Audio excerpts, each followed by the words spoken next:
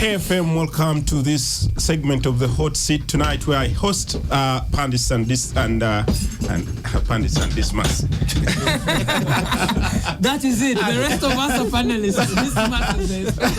And journalists to discuss topical issues that happen throughout the week. My name is Derek Wande. I have an able panel to discuss the topical issues this week. I have Raymond Mujuni, who is my former boss. I might come back. I'm waiting. And I have boss? Always a boss. And I have Dismas Nkunda, also a former journalist, veteran at that. Welcome to the show. Thank you, Derek. I have Achelam Odochi. Welcome to the show. Odoki. I know those, our side it's Odoki. So these ones, either Odochi, so Odoki. Welcome to the show. Thank you, Derek. Thanks for having me. And I have the government spokesperson. He's going to correct me. I think he is the media center. Media center. Executive ED. Director, acting ED. Correction going forward. There's only one government spokesperson. It is always the Minister of ICT and National Guidance. We see you in that spot. That is how we see you. That's the light in which we see you. I had it. Which one? Man, Which one? Give me. Which one is that? Which one? Which one is the Barjamut? Yes. Where did he lose? Guys, let's not go. Welcome to the Hot Seat tonight. We are going to be discussing very important and pertinent issues in this conversation. The mayoral race of Kampala and other places, other cities just got concluded this evening, but the eye-catching one is the one of Kampala City, where we are seeing a very heavy dogs there from the opposition mainly, rushing and racing against each other, plus one NRM candidate. And so many independents. And so many independents. Yes, Nabila Nagai Sempala. You have Beatrice Mao for DP. You have Balimwezo for NUP. You have PFF, the Lord Mayor incumbent himself, Lukwago, and then you have Ibrahim Kasozi from the FDC, and others who are racing. I was just trying to talk to the returning officer to tell me the number. It has gone staggering 7 or something like that, and we shall be getting that update with time. But what we are going to discuss tonight is the opposition politics in this country, and for very many times the opposition has failed to come into one bundle, to come into one room and discuss a way on how to handle opposition unity. And I want to begin with you, Dismas. This is something we've been in this studio discussing now, coming to 2, 3 years, 5 years, but nothing seems to be changing. What do you think is the problem? Because now you see 3 big shots from the opposition, from FDC, Ibrahim Kasozi, from NUP, Ronald Balimwezo, and the Lord Mayor himself. These are people who would ideally think that would come into one room and discuss on a way forward on how to muscle with one person. And it has always been, even at the national politics, and presidential race, at the same. It has been the same. How and what do you read into this? I don't have any problem with it, actually. The more the merrier. Okay. Because if, for example, each political party has had its own. It has its own agenda. It has its own things that it's looking up to. They have their own thinking about how they want to change and make Kampala City different. So it might be to our advantage that we have actually quite a number of people, and then we might be able to choose a better one, given that I think the only one who is going to have a challenge maybe is the incumbent, the mayor, who has been in at the helm of the Kampala City for almost about 15 years, and to that extent, for him, it's easy to scrutinize, and you see the things that he has been able to do and things that he has failed to do, and you can be able to to put them against what the other people are promising, such as the NUP candidate, Engineer Balimwezo. And then for that, then we'll have a better array of choices that we can be able to make. And in that case, like I said, the more choices we have, the better for us, the voters. This morning, I was on NBS, and I was actually saying that the Lord Mayor has done us two things. One, a very good thing. Two, a very bad thing. The first good thing is that he has explained to us what he has been doing in the last 15 years. The bad one is that he has put it in a book. Now, so almost 75% of his voters, I doubt, read. Even the 25%. I think you have had Raymond. Why are you laughing? You have had this saying that if you want to hide anything to Africans, yes, you put it in a book. Put it in a book. They will not read it. The saying is not right. Well, maybe you demographics show that. Demographics show that. I want to come to you, Achelam. You say it's not true. The saying is not true, but we want to hear that articulation from our good Lord Mayor, telling us I've done this and demonstrate it and show us, and I've done this and that, just beyond just writing text and putting it and hiding it away from us. So if it's a book, it's just he has a lot he has done, so he can't just put it on one page, so he has to explain ably, but I'm sure the summaries will be coming, and a better articulation like on radio and television will be there. But the book is for readers, people like you, the journalists, who will be able to break it down. Don't assume that we read, the journalists. Yeah, people in, okay. Yeah, so looking at this in a broader perspective of, and Dismas here, I think, also buys into my school of thought that it's good. But there are so many people who are saying this is the sickest thing that you can have. We are looking at having one candidate who is going to be strong and representing the entire opposition and stuff like that. What do you think about it? I think they should have agreed on like fielding one for position, agreeing on one person. The biggest problem is I don't know who came out first. You know, people are not waiting. This negotiation of coming together, it's a very difficult thing, precisely because it is going to be, we may be saying that we don't know who the NRM candidate is, but the opposition can split their votes and make it so easy for the NRM candidate to sail through. And you know what will happen in Kampala. You just know the inachievable channel and other things. When you have an NRM person, you know that the seat is gone. Yeah, Obed, I want to come to you. The NRM person, very little known, probably even within the NRM ranks and stuff like that. If a person like Dismas or Raymond Juni here in the newsroom doesn't know a candidate who is going to run against a sitting Lord Mayor, then it is something to worry about from your party. But then he is shedding some light that the divisions within the opposition could actually give the person who is not very well known an advantage. Well, if I may to correct your mind, when did NRM last control Kampala? I don't know. Long time ago. So whatever mess that is in Kampala is because of the opposition. Yes. Isn't the last one, what's his name? It must have been Tsawabutura's DA. But I don't remember for as long as I can remember multi-party politics. It was always the opposition, Sebagala, Sebana, they led. The other one who resigned. Then these are then come Elias Rukwago. It has always been opposition. And their performance is for everybody to see. So I don't think NRM hopes to capture Kampala this time. To either be NUP or PFF again. But me, if you asked me, so you don't have interest in Kampala? No, there's no having interest. After all, to some extent, even the so-called mayors are largely ceremonial. Yeah, true. It is the Minister of Kampala that controls Kampala. But even in his ceremonial roles, Elias Rukwago has been road mayor, has been disruptive largely.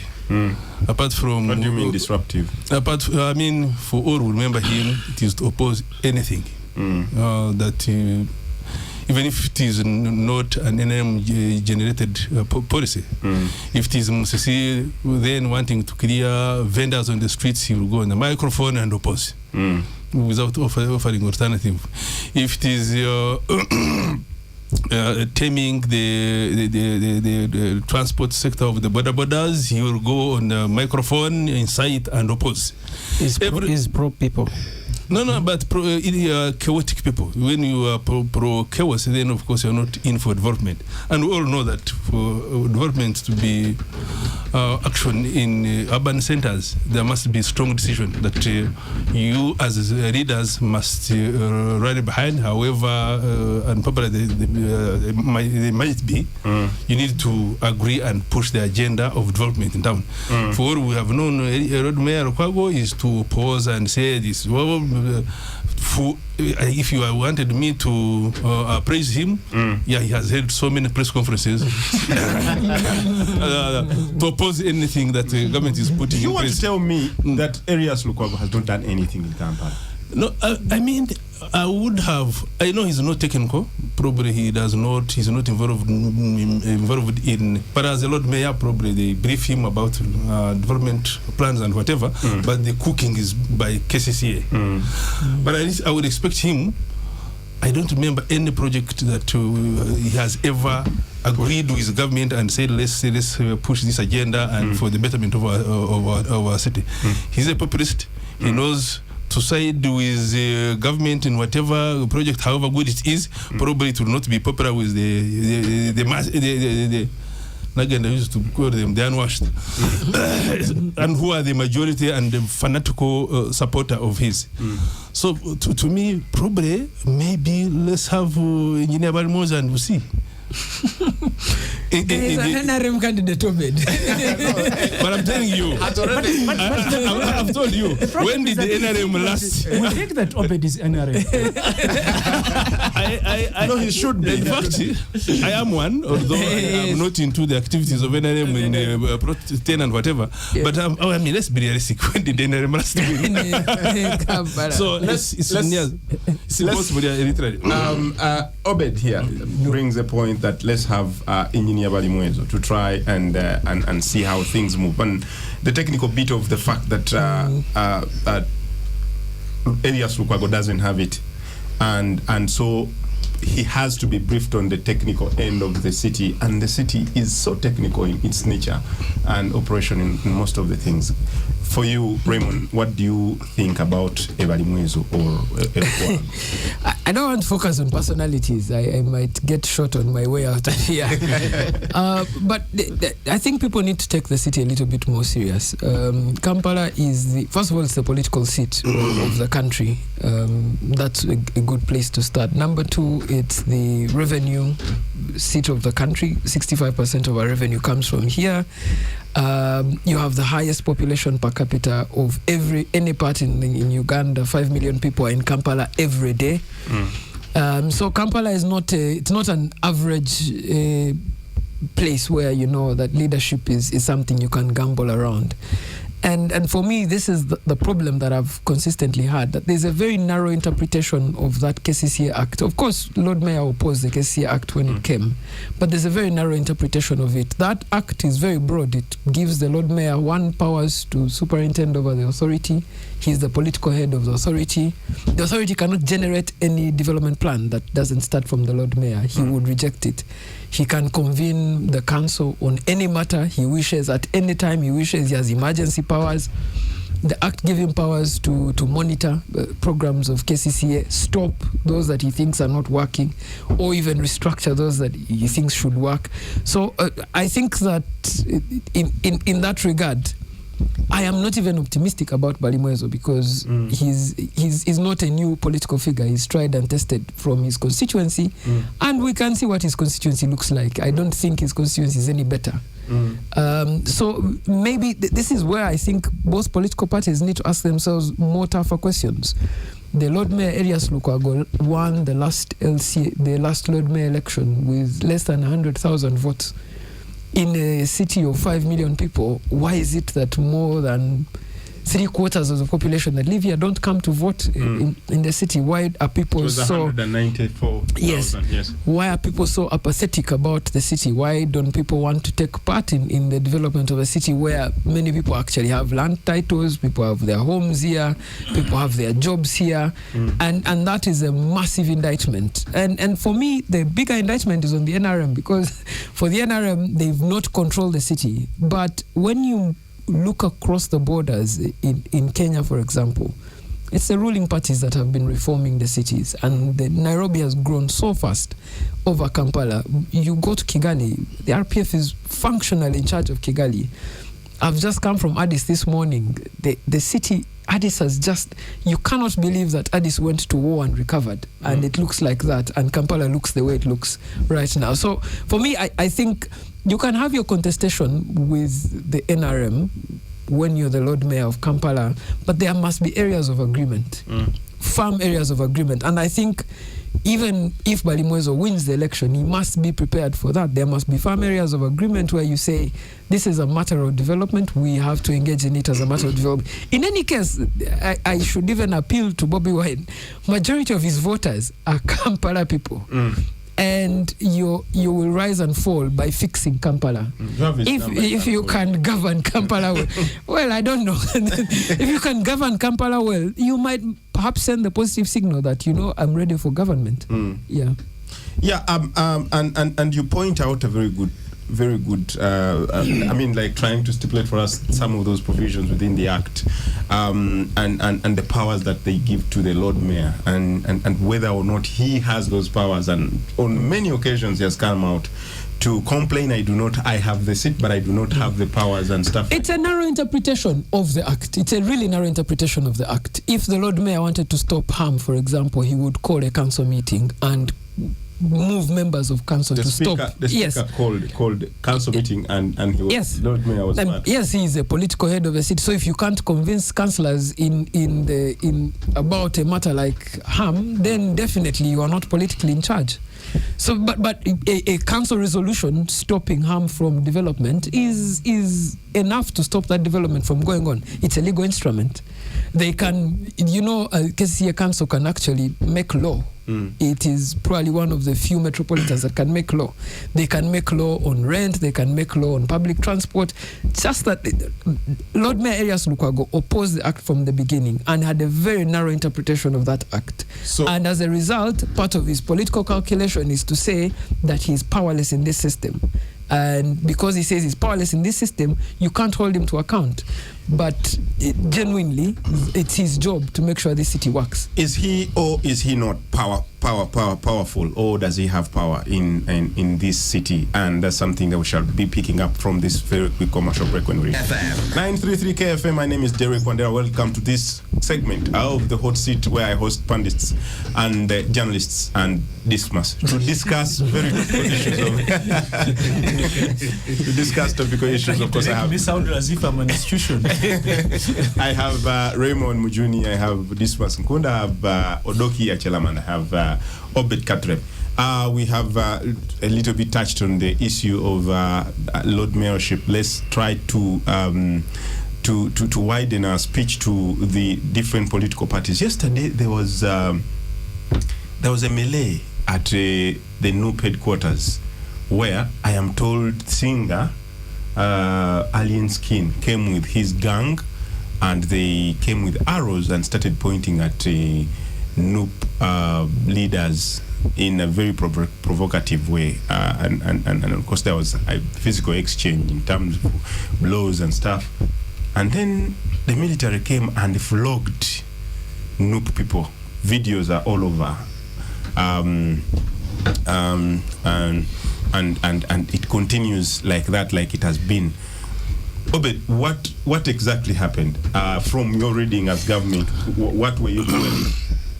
I think NUP has mastered one thing: to generate news and sympathy out of every situation.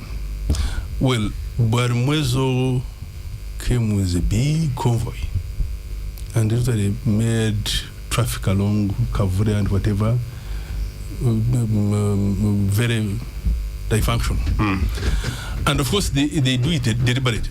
They know they'll cause that mayhem form of traffic, and police will try to disperse them out of the road and stuff like that one, and probably attract sympathy. And guess what? There'll be page one or main story on TVs and radios. I don't understand why there was a procession. What was he going to do? Was he going to pick nominations and whatever? Whatever it is. After picking nominations, you go back to your I mean, that's what it should be. Well, in any ordinary day, Kampala is just clogged from north to south. Well, making it through is a pain. And now you bring your thousands of goons to block very many arteries of roads that exist. Bring people into the city to exit them. Certainly, police will be forced to throw you out. There is a story you're not talking about. The provocation and what? No, I'm just sharing the Aaron skin. To be honest with you, there's some I saw police really on TV trying to disperse those. So it is justifiable for police and military. No, I'm telling you, it's not even about justification. Why do you become a public nuisance? Who? Do you own? I mean, you the politician and your convoys. Really, if you are to, this must before you come in, you are to hold the people at your own leisure and block roads for 6 or 8 hours. Who are you? Do you own these roads? These are public roads. But this has happened with every politician. But there are sirens which hold roads every day and no one touches them. And no one touches them. One. The police Koloro airstrip was blocked completely. No one would pass there for days. Not one. Why did the police come to disperse them? No. There are goons in Koloro. No, but I'm saying Koloro, those are immunities of the president. So when he's passing, we all must stop, and he's catered for in the roads. So if everybody of us, this must actually a man who is going to hold you whatever political shenanigans you want to portray before cameras. I mean, this is ungovernable. It's an election time. Everybody is allowed to be able to express themselves. Look, you remember what the Yellow Goons did downtown when they hoodwinked people, and I don't think those were NM supporters, but because they knew there was a what? You think they are what? If they put on yellow, they will give them an advantage to rob. When they are putting on red, they become noob. No, let me tell you what I'm saying. I don't think, and it could be I could be wrong, but I'm saying, what do you do as security? Gangs have totally broke the load. Do you think those shops will remain the same? Do you think people will go home with their phones? It's a responsibility of government to protect people, and you must protect them. Wearing red, wearing yellow. Those who can be victims. The ones who were wearing yellow were not beaten and arrested. So which year was in Kaveri yesterday? The other day when. But they are all in prison. Yeah. You sure? Yes, they were arrested. How many were arrested? No. I'm telling you, at least I remember day one announcing 32. So, but between me and you, would you love your brother who has a business on Kaveri Road and whatever to be robbed because Raymond was moving with his gang? Raymond, this story has not been here for today, and it wasn't just here yesterday. This has been the entire story every other day, and the explanation has always remained. The goons. What does this show about what we are going into? No, I've always wondered, political plurality in this country is very hard to come by. So, for example, a nominated candidate has some protections really under the Electoral Commission law. I think what should have happened is the police should have liaised with the candidate to say, this is the place to pass, this is where to go. Protect the candidate supporters, let them go and have their day. But for me, it was the entire display. And I think that police really needs to rein in on alien skin, because that provocation can descend into electoral violence very, very easily. And once you descend into electoral violence, it might not be able to stop it if it is civilian to civilian violence. But the other thing is also, I don't know if the police should consistently reform themselves around our political processes. It's not just a noob problem. They beat NRM people during NRM primaries. And I just kept thinking, but this is an election. People are contesting each other. Give them chance to contest each other. If you beat one of them or one side, then it makes it easy for people to say the process wasn't fair or it wasn't genuine. So my thinking is, there should be some plurality, but also, like I said, there should be some liaising with the police to say, this is where I want to go, this is the time I am coming. I'm coming with this kind of crowd, and I need to pass here to campaign and get to where I'm going. But the problem, Raymond, I don't think that some of them, or all of them, that they actually seek that permission. Because in most cases, that permission is not even given. It's not granted. Yes, it's not granted, and they still want to defy. Do these fans makes news for them, and they want news. Alternatively, we can just say, you know what, Electoral Commission, go to Kololo, and people are nominated from there. You come with your crowds, get nominated from there, and go home. Because me, I'm still campaigning. By the way, this is the third week on this show. The people who violated Kololo, those NRM candidates, they need to be brought to book. They will never, because the road looks a shack. Do you think these guidelines are given to these candidates? Like we're going to going for nominations. When you come out of nominations, where are you supposed to go? Which roads are you supposed to? Because certainly they come with crowds and they will have them. I actually was listening one time. I think it was Julius Muchunguzi, that's the spokesperson of the Electoral Commission, and he was speaking about that candidates are briefed about everything, security, their movement, how they should behave, the noise levels that they should be producing, the number of people that, and remember. And what Raymond is saying is that the euphoria that comes with elections, there's so many things that happen during elections. So many. There are excited people. There are those who have sipped something earlier. There are those ones. There are those ones who are just sipping. Who are just sipping at that particular moment. So there is a parenthera of things that are happening at the same time. If you remember that.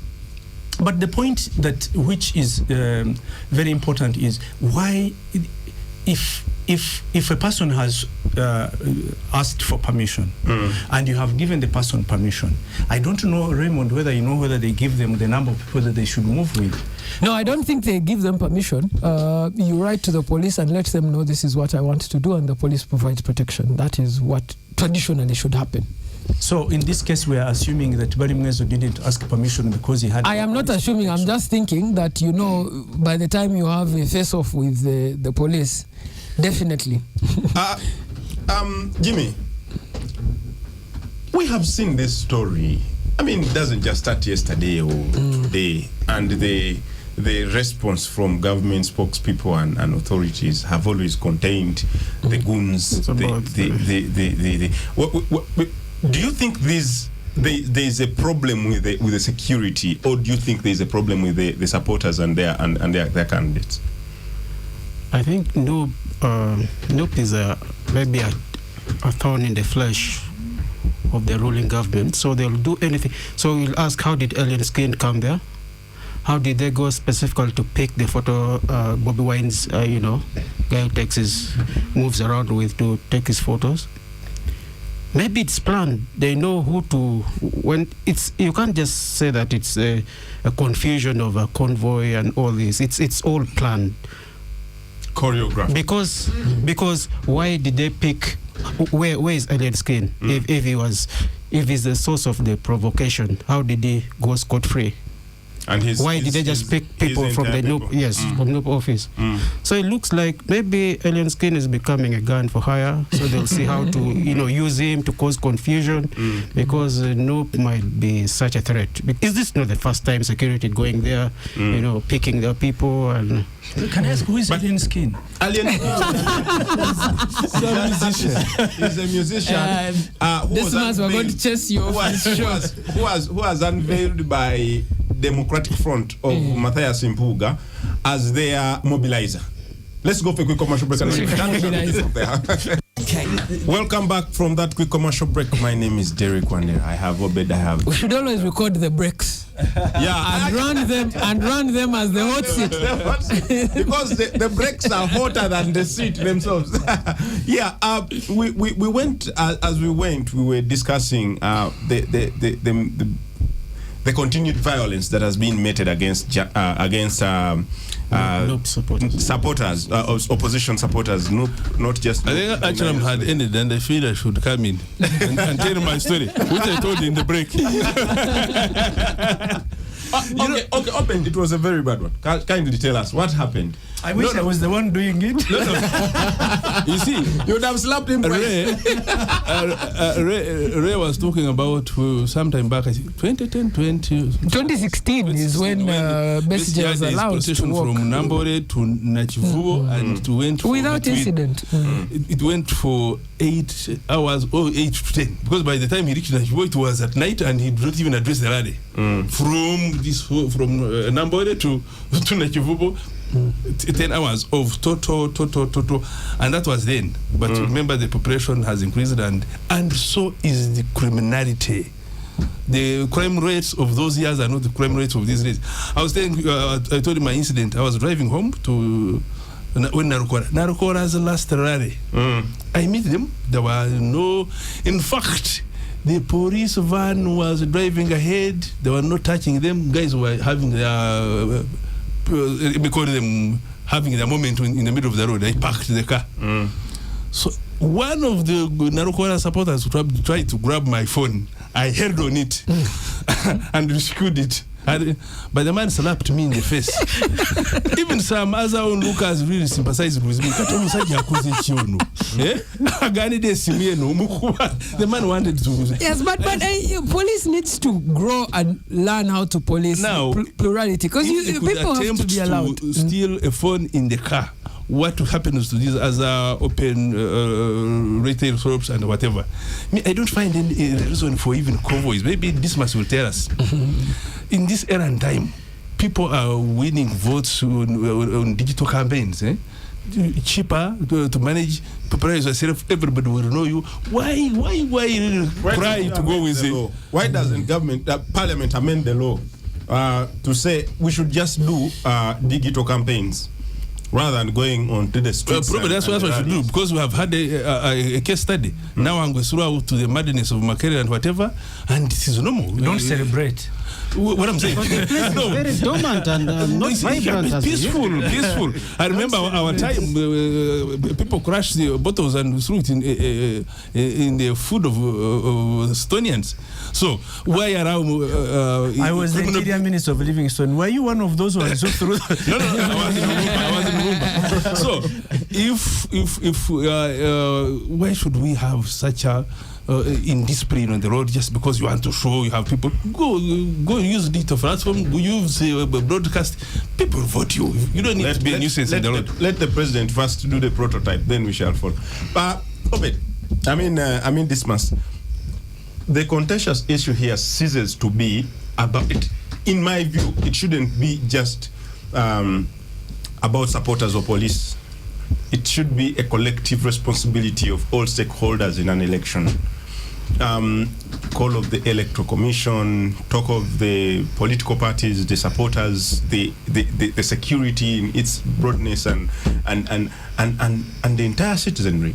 Where do you think Uganda has dropped the button when it comes to election to see that the country goes through this kind of election violence? It's not the first time that Uganda has held elections. I mean, there are certainly some who are much older. Jimmy is young, Raymond is young, Derek, you are young. Obed can be able to relate to the elections that were held before. In 1980 there were elections, in 1996 there were elections, and the various elections that happened, you couldn't see this from. I think there is much later involvement, which is kind of a militarization of the elections and turning them both financial and militarization of the elections, which has made them become a source of income and not a contestation as to who has better ideas of the person becoming a leader. So that contestation, then it ceases being about whether Raymond is better than me, whether I'm articulating myself better to the electorate. It instead becomes how many t-shirts can Raymond give, how much protection can Raymond be able to do what to Ghanaian, how much money does he have on his how much gun capacity does one have to beat the other, how much violence he can exact on his enemy. Yes. And the moment that one, so that's where we have gotten as a nation, that everybody is militarized in terms of the polarization. In the last election of the election of 1980, that was between UPM, UPC, and DP. you could see there were differences, but those differences were not things that were tearing people apart. We knew that these ones, Catholics, they are going to vote DP. UPM was the Museveni and his few people. UPC, Protestant, and there was clear their uniform, blue, red against green. But these ones of ours, my friend, and actually the more years, the more we progress into the electoral cycles, the more it's going to become even more violent. When the Honorable Chagulanyi was going for his consultations in 2018, the first time he hit the road for presidency, he was not allowed to do any, and we know that he was arrested several times in Kasangati and the surrounding areas. And the same has continued to happen. Jimmy, what does this show about whether or not Uganda is ready for the next election?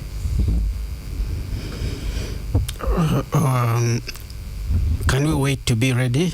I think we might not be ready. So I think you do with what you have. So this militarization, of course, is promoted by NRM, the ruling government. NUP is usually a reaction to what is done to them and people in opposition. So it's the militarization, make use of money, you know who condemns use of money and who uses money the most. If they are to do an audit, of course you will find that they have access to the national coffers to begin with, and they are the ones who use the most money. So how do we stop the use of, too much money? I mean, of course, politicians have to use some money during campaigns, but should you be elected based on how much money you've spent or how much violence you have unleashed on the opposition?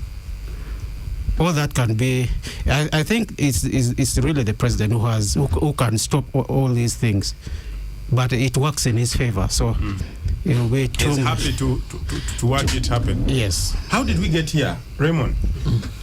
I don't think you should ask me how we got here. I am still too young. You should ask Dismas and Obed how we got here. You studied history. How did we get here? Because if a party headquarters is attacked in that manner by civilians, and instead the attackers go away scot-free, and the people whose home they have found, whom they have found at their home, are badly beaten and injured and arrested, how did we even end up here? And after all, you ask me. No. But Uganda's politics has always been militarized, particularly when the competition is fierce. In 1966, our lovely dear Milton Obote went and attacked the Kabaka's palace and chased him away into exile. Years on down the road, Idi Amin did a coup d'etat on him. When Idi Amin became a problem, he was also pushed out through the use of force. So the militarization of Ugandan politics, it's a staple. I think that weaning ourselves off militarization has taken some time. And that is, I think, why it's important for the police to learn. Every election cycle, you should be able to learn and say, okay, what did we do bad in the last election that we can do better in this election? Because once you keep intervening militarily, people imagine that there's no free and fair competition. And because there's no free and fair competition, the outcome of that result is not legitimate. At the end of the day, whoever holds government... It doesn't look legitimate. Yes, whoever holds government needs to be legitimate. I mean, even if you are in the nationality platform now, people know that the selection of candidates itself is being contested simply because people were not allowed to vote. So you need legitimacy to be able to govern. And they were not allowed to vote because they said infiltration by the system. I mean, either way, you're coming for a general election, so you'd still be infiltrated. So those are some of the things where, countries evolve by learning and saying, okay, what did we do bad in the last election? What can we do better in this election? And maybe when we have a moment for a constitutional reform, people can discuss what is the role of the police and the army in elections and where should they stop. But for people like Alien Skin, that's broad daylight criminality. CID should just pick him up, take him in, process him, send him to jail. What do you expect? He attacked a hospital and beat up patients. This is what I'm saying. Like he should not be given. Still on the street. He should not be given the idea that he's above the law, and that for me is important. That you need to send the message that no one is above the law, particularly people like that. Obed, how did we get here? Is alien skin above the law? Why is it still even on the streets of Kampala? No, alien skin for sure should be arrested, should be behind bars. Okay. People like even these other people who we know full figure had the foul mouse, but the best would have been to sue her and for defamation, and then she pays through the nose, but not to be beaten the way she was beaten. Also, people seem to be saying and excited about her being beaten. Instead of defamation, she was deformed. But back to the big point, and I don't want you guys, and especially as a journalist, to begin massaging and look at like my friend Odoke, who says everything wrong is NRM and whatever and stuff like that. This, if you really a sane person and you Bobby Wine and you are as a mobilization agenda is to go train youth. Then you dress them some red. You train them in what? Yeah, you saw them passing out. Some youth, I mean, some radicalized youth that were called frontline to guard the votes. Now, if I want you, is it bad to guard the votes? No. But again, this has this is a way. I mean, Rico way of guarding the votes, but not to train and radicalize youth. They don't more especially. Read the history of Hitler and the red shirts. That's how they emerged. Before they realized the security could not control them, and they were able to access power. You allow these people with their red, while someone is passing them, they are into some military insignias, but and they don't have guns. And military, but insignia. Yes, like shows them some peeps and whatever. You didn't see them. They are military. Even if they resemble military, but still, you see why the psych they form in some uneducated youth as we move into election. I'll tell you, you will not believe this one. In previous elections, there are areas where it was suicidal to be seen in a yellow shirt. Just you'd be lynched. So either way, there's I want also to put a torch into these radicalized views by the opposition. And I don't know why most of the opposition dwell onto, like saying we'll counter, we'll also create our own army and stuff like that one. Of course, you are lifting the state into your home state.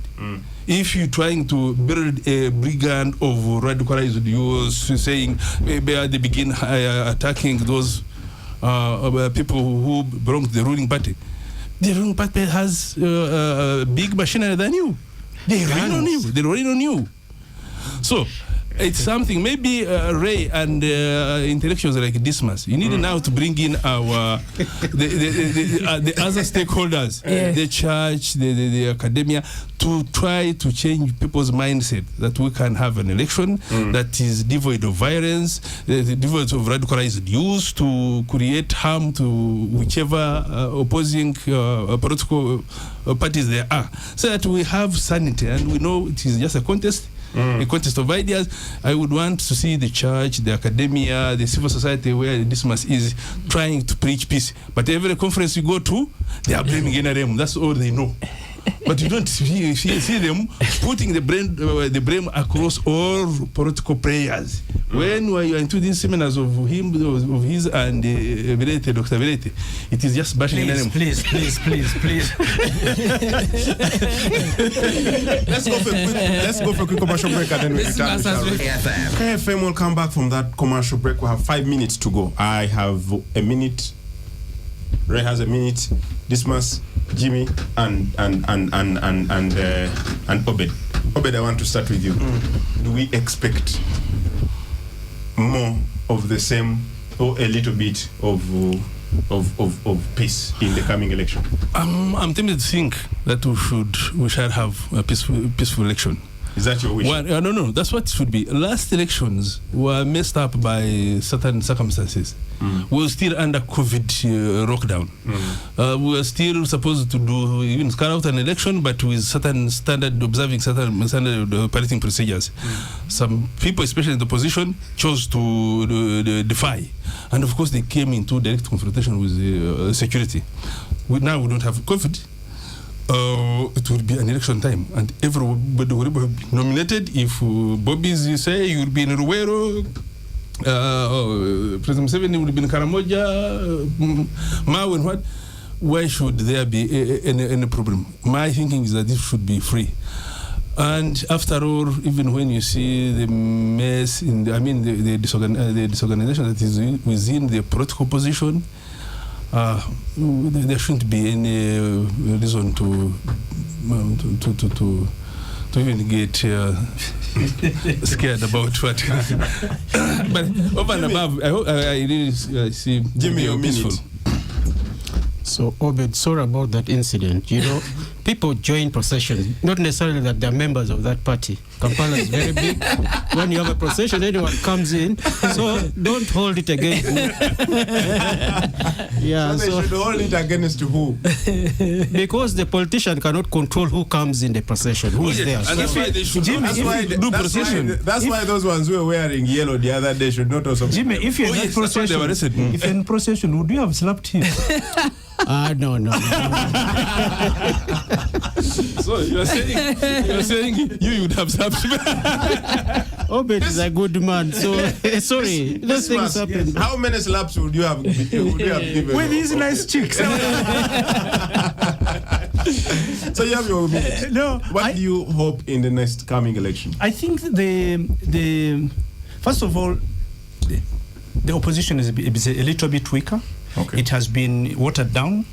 Something that Museveni promised at the last election, that by the time he comes to the next election, he will be having more or less nothing. He'll have infiltrated many of the opposition parties. So, but I have seen somewhere, I think I read, that the Uganda police is training election. There are some people who they are training in eastern Uganda, policemen over 100 something, whom they are training on how they should be able to carry out and give security. I hope it's going to be police, and I'm hoping. In fact, there are quite like 10,000 in Kabari. They are training those who will be managing the election. So the election is going to be easy because there is there is no opposition. There is no opposition, and the rigging, the control, everything is certainly set. The rigging also. Raymond, the rigging and why do you rig someone who is weak? You don't remember the president of Liberia who stole more than the population of the country? No, I think a free, fair and peaceful election is an aspirational value for Uganda. Many Ugandans wish to have a free, fair and peaceful election, but we have circumstances we can't run away from. One of those circumstances is that at the center of power in Uganda, you have the military, you also have the Uganda police. They occasionally would intervene in some ways against the opposition, in other ways as a peacekeeping measure. So for me, that's why I say that we cannot achieve a free, fair and peaceful election today. But if we start learning from the things that were done in the past, for example, goons and militias, we should have learned from the crime preventers what the crime preventers became immediately after election. They became criminals, they became vagabonds, the city descended into crime, police commissioners were being shot in the city center. That kind of arming of groups is dangerous. So you need to learn from it and say, if you see Alien Skin doing things that the crime preventers were doing at the start, you need to stop him almost immediately. And the impetus is on the police. The police, of course, is a political organization too. It might be a security organization in the sense, but they have political objectives. And yes, if you're the IGP of the police force, you must be able to say, okay, what will be my legacy after I leave the police force? If I have a free, fair, peaceful election, that will be your legacy. Everyone will remember you and say, Asuman Mujenyi delivered an election that was peaceful. Whoever won is not in his ambit, but the election was peaceful. Unfortunately, that's all we had for our time tonight. We shall meet you again on Friday with even a bigger and better panel. My name is Derek Wandera. Have a good evening and nice